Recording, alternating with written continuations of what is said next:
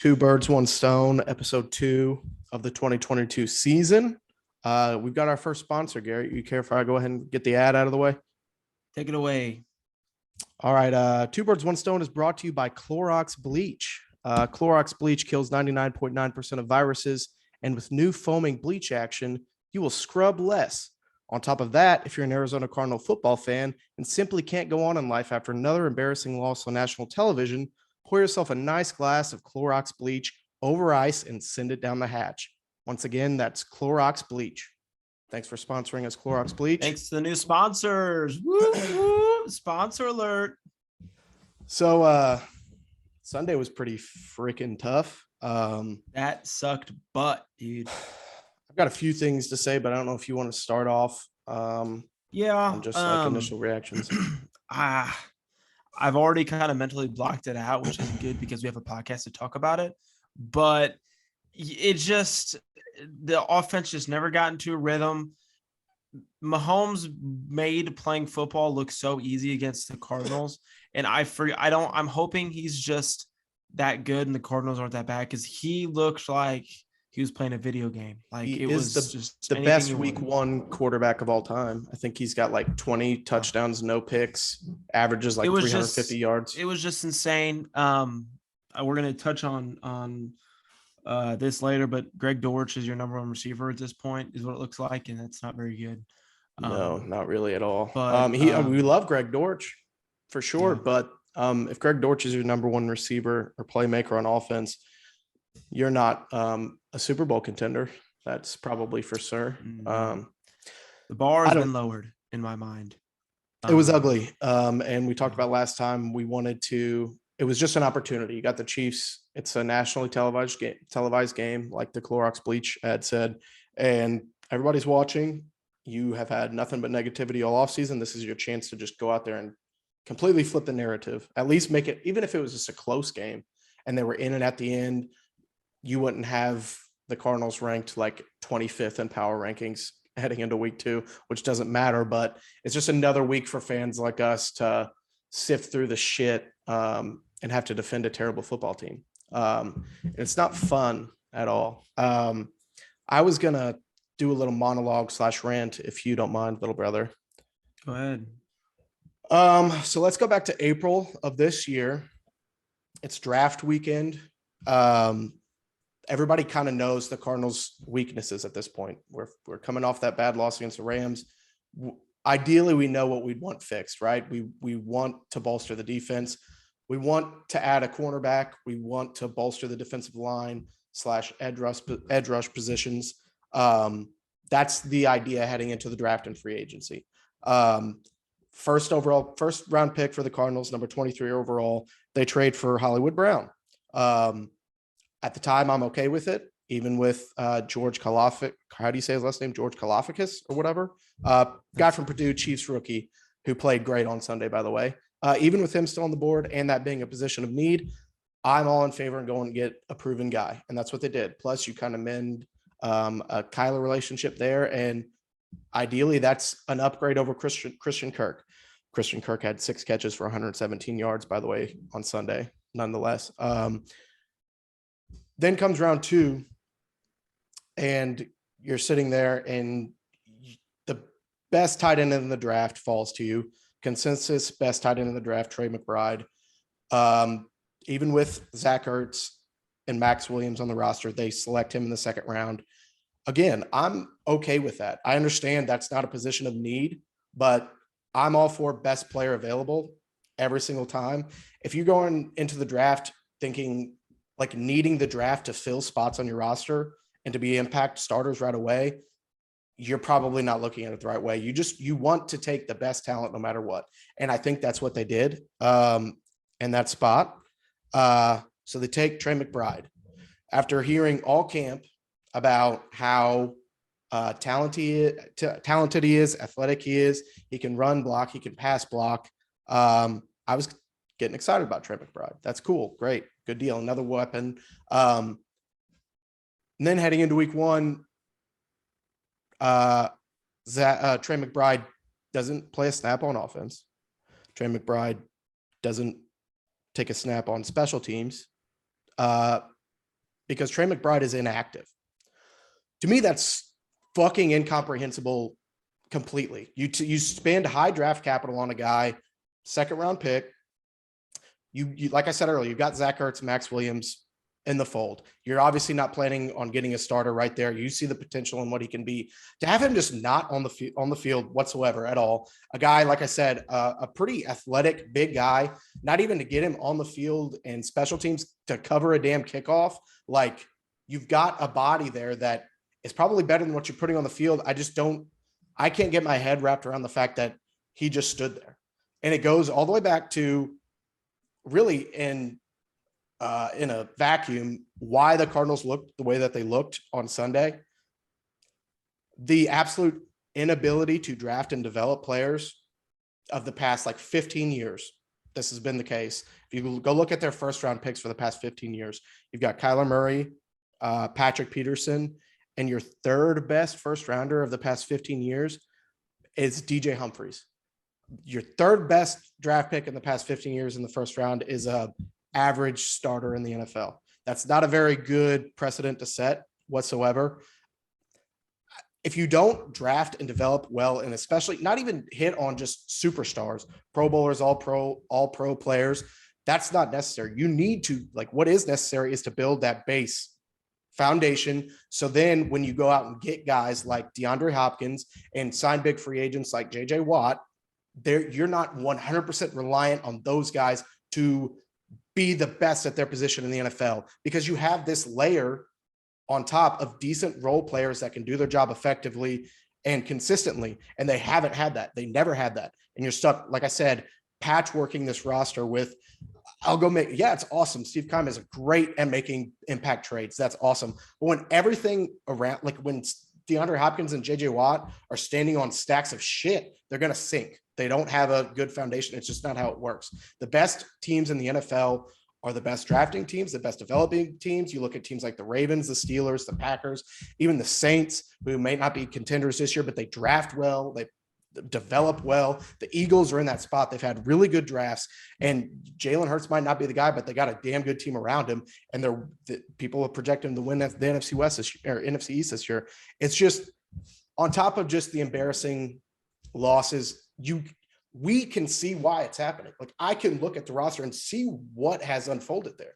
The coaching staff's inability for Cliff Kingsbury, this brilliant offensive mind, to let a talent like that not even be dressed out, to be standing in sweats on the sidelines, is embarrassing. And is there any reason, anything been given why he did not play? Wasn't injury related. I haven't seen much on Twitter. I saw the inactive list. Majay Sanders was our fourth round pick? No, our third round pick. I know Cam Thomas was before him, but yeah, we got a third back in the Hollywood trade. Majay Sanders and Cam Thomas, right? The two pass rushers we draft. You heard about them so much in camp too. Majay Sanders played so well in the fucking training camp that they cut Devin Kennard. And okay, so they cut Devin Kennard. Turns out that was probably a wink, wink handshake deal. We're going to cut you and bring you back on a cheaper deal, throw you on the practice squad.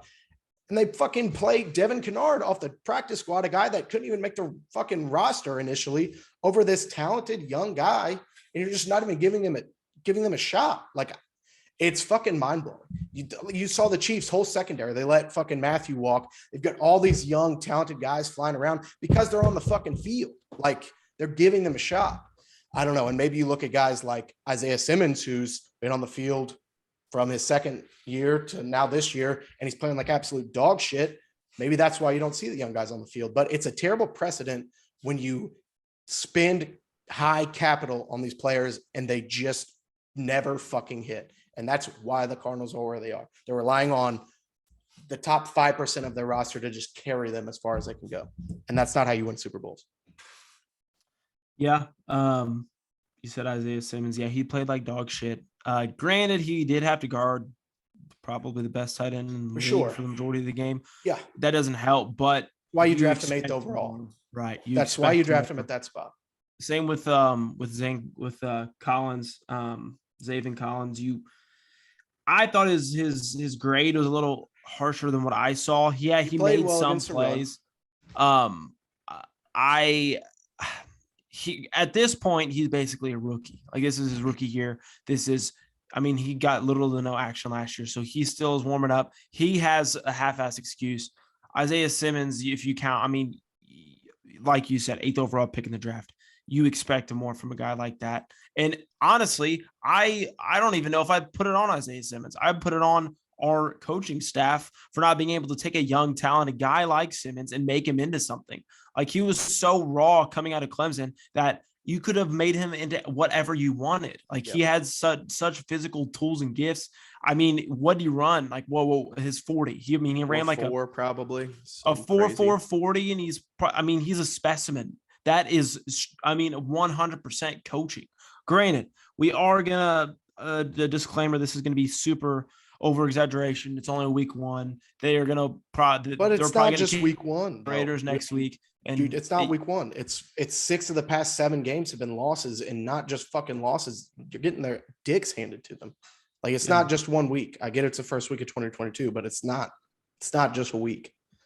And to go back to coaching, Devondre Campbell, all pro when he left the Arizona Cardinals and Vance Joseph's defense.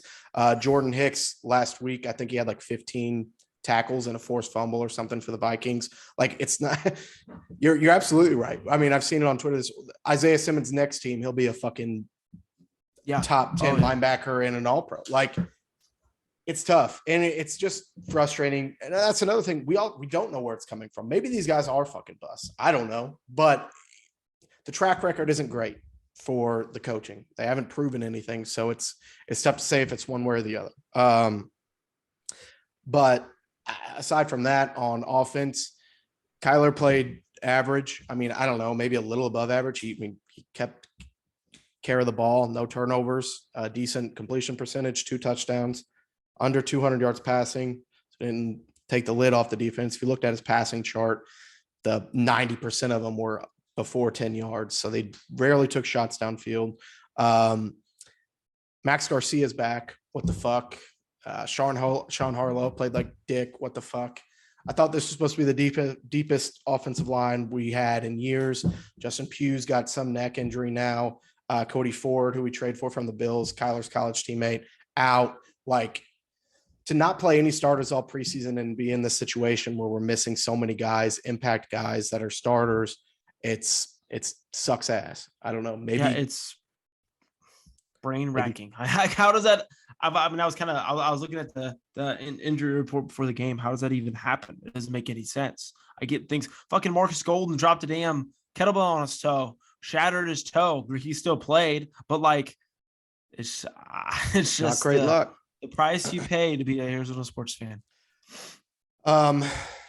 Other things on offense, like you said earlier, Greg Dortch was the number 1 target. I think he had 9 targets, 7 catches, 60-something yards. Like I said, looked great. I saw a stat. His average separation on routes run was 3.8 yards of separation, which was 3rd in the league. I think right behind like Tyreek Hill and Jamar Chase, like maybe, but like extremely efficient, like great route running. He found himself open. So yeah, Kyler's going to throw him the ball, but Marquise Brown, I think he's going to be, I think he could possibly fill a big role whenever Marquise Brown, whenever Hopkins comes back, whenever we saw Andy Isabella in this game. Yeah, he had a catch for 10 yards. Yeah, there's nobody else. That's how fucking shit they are a receiver right now. We saw Andy Isabella in a fucking regular season game. And at that point, it was still close.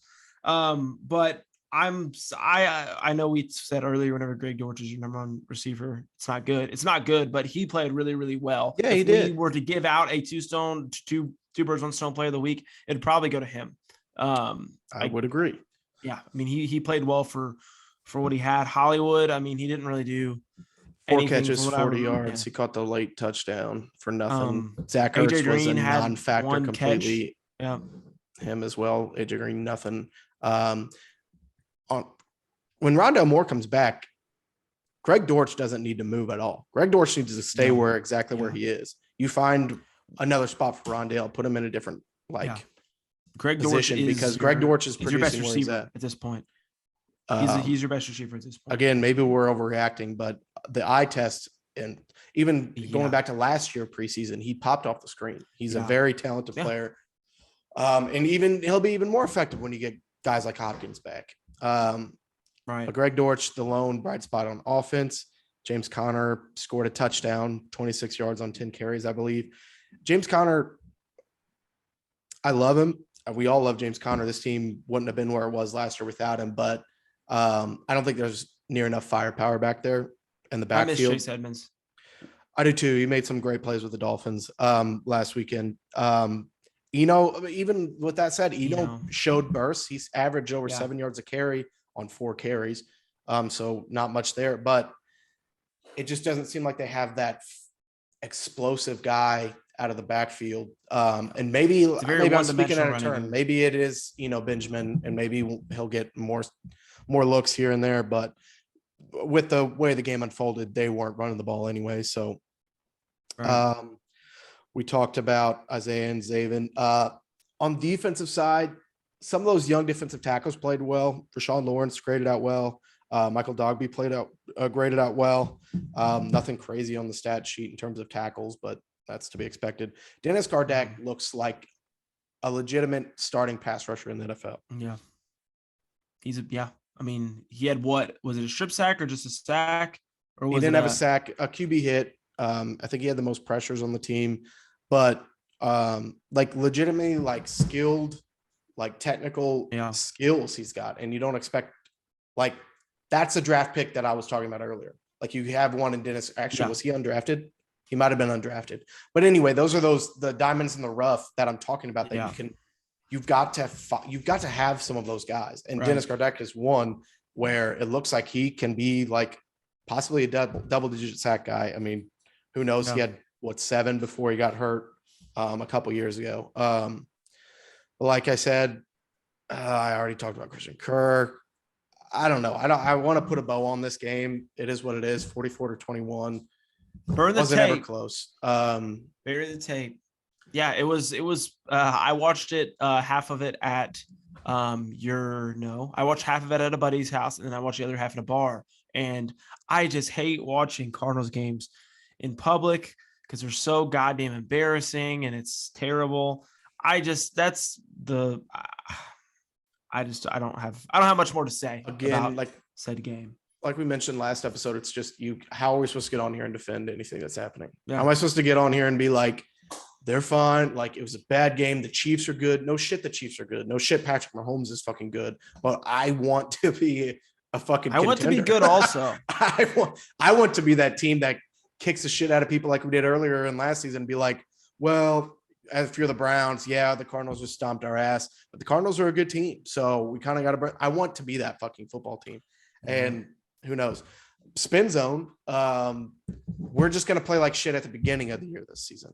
And then we're going to get really hot at the end. That's what the only thing that I can twist it around in my head maybe a little bit is that we're just saving our good football for later. So. Also, we were first in the division still until the Seahawks pulled out a fucking cost win out of their money. asshole. But the Rams and Niners both lost. Right. And we're not taking the Seahawks seriously anyway. So, I mean, they might be a game up. We're basically first. We're basically tied for last. So, we're tied for second. We're tied for second. Raiders. Let's move on. Raiders. I don't have all positive to say about them either. They lost a close game to the Chargers last year. They were down double digits and then made it close at the end. Devontae Adams is fucking Devontae Adams still. What do you have, 11 for 150 or something? Do you have 2 touchdowns? Maybe 1. I don't know. But he was open every single fucking play, it seemed like. On top of that, you got Darren Waller and Hunter Renfrow. The only saving grace is Derek Carr is their quarterback. And I've been a Derek Carr defender. I like Derek Carr. I wish that we drafted him and he would have sat behind Carson that year or two, but we didn't. But he threw 3 picks against the Chargers. You're giving him the keys to a fucking Lambo here. He's got fucking the best receiver in the NFL for my money, especially since Hopkins is out. What can you do with it? Let's see. He fed him week 1. Probably a top 5 loaded offense. I mean, Waller is going to – they have to have some kind of new strategy against Waller than Travis Kelce, because Waller will sun the fuck out of Isaiah Simmons if he has to be over the top of him all game like it was Kelsey, it's going to be worse than what Kelsey did to him.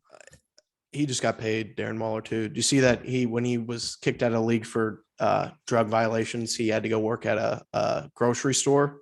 And when he went to sign his contract extension, $50 million, he wore his T-shirt that he had to wear to work at the grocery store at the signing. Oh, really? I thought that was pretty He had fucking badass. he had to work at a grocery store because he had no money, or because He was in, just to work while he was not in the league, I guess. Go listen to his interview on Busting with the Boys with Will Compton. He had a really good interview on there. Darren Waller talks about all of his sobriety and things like that. Cool listen. But anyway, he's the enemy this week. I don't know how we stop that trio of defenders. Hunter Renfrow is a fucking badass. He's a great value Cooper Kupp. Very good, shifty. He's open on those clips you see on Twitter. It seems like every once in a while, it's like this fucking route was filthy. And it's just Hunter Renfrow dicing up a number one corner on like a zig route in the end zone. Like he's very shifty, and you've got to have one of those corners come back this week. Like Trayvon Mullen, he's got to play. I believe he practiced today, so that's a good sign. You just got to get guys back. Like Justin Pugh, you've got to be in there. Cody Ford. I don't know this. I think on the list, most of these guys were limited at best in practice. JJ Watt didn't practice. Jalen Thompson now dealing with a toe. Rondale did not practice. I did see that they kind of lessened. They lessened the severity of what they thought his hamstring was. Hopefully, from the initial, which is good news. But yeah, today is just that was my big excuse is we're hurt, which we're hurt, but it still shouldn't have been that big of an ass kicking. Like you have enough of your guys there. Again, I don't want to sound overly negative, and I fucking love Kyler Murray. If you've listened to this podcast for the past year, you pay Kyler Murray that much money to be the Band-Aid. You pay Kyler Murray $230.5 million a year, or a total, guaranteed to fucking fix these kind of problems and to you're asking him to be a cast, not a Band-Aid at this point. Exactly. It's not fair. Holes. It's not fair, but this is the reason Aaron Rodgers gets paid and Patrick Mahomes and those guys make this money. So, I mean, it's 1 week. We'll see what happens. Let's see if Kyler can go 500 during this stretch without Hopkins, and we go from there. But I don't know if it's all of the media drama or whatever this past offseason that Kyler had, but he wore this loss much better than any other I've seen. He wore it much better. Just the way he looked, it wasn't fucking throwing his hands up in the air and pouting to the sideline and sitting with his head down. And he wore this loss much better, which is, it could just not be, it could be nothing. But he also could have listened to what everybody said this offseason. And we can try and play that clip. You want me to try and play it on the microphone? He had one of his. Just let me know if you don't. It's organization, as far as since I've been here, we've gotten better each year, but it's still not the standard and not, how I'm used to playing and how I'm used to doing things on a football field. So, closed mouths don't get fed. That's how I see it. So, any way I can, give my energy, give my mental to a young guy or somebody that maybe not be doing the right things, and I got to do it. So he said that, I think, today. Which you'd like to hear. He's taking large strides in that aspect, which, it's seemed like he used to let a loss beat the shit out of him more. I think even one of his quotes was like, I've learned, eventually you got to move on anyway. Like, this is the NFL. We got another great team to play on. So, I can't sit here and spend my time harping on what's already happened. So I don't know. Like I said, you pay a guy a lot of money to cover up these holes, and the leadership wise, that's a step in the right direction. So who knows? Vegas wise, the Raiders Vegas Raiders, but in the odds in Vegas had the Raiders starting off as 4.5 point favorites. That's already ballooned up to 6, and it's only Wednesday at the time we record this. I imagine it'll probably go even higher. The money is just pouring in on Vegas right now, which makes sense. The Chargers are a great team, and they fought until the very end in that game, and the Cardinals looked like a fucking JV team out there. So can't blame people for putting money on the Raiders. I predict a bounce back in hopefully than I was gonna say, I knowledgeably. hope for a bounce back. I don't predict I anything just at this point. I want to see Kyler just ball out, just take control. I never really felt like there's a point last Sunday where he did that, like where he kind of just took fucking control, like the fucking 200 and whatever $1 million quarterback he is. This next week, hopefully we have some guys heal up, burn the fucking tape, and we kind of just start from scratch like it never happened. And we kick the fuck out of the Raiders, hopefully. Correct. Other than that, I mean, we could recap the other games this week. That would probably take too long. Let's just laugh at the 49ers for losing to the fucking Chicago Bears. How about that? Trey Lance. That is funny, but the fucking Chicago Bears are my dark horse team. The Chicago You're the Bears only one in the world that thinks that. not dark horse Super Bowl team. I'm saying like sneaky, pick them up on a fucking parlay. How many games can they win? How many games will the Bears win? Yeah. 17 games season. The Bears will finish 500. You want to bet? You want to bet on it? Okay, Yeah, how much?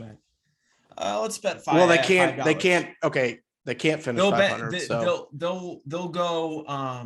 they'll have 8 wins. Is what you're saying? 8 and 9. Yeah. I'll take the under.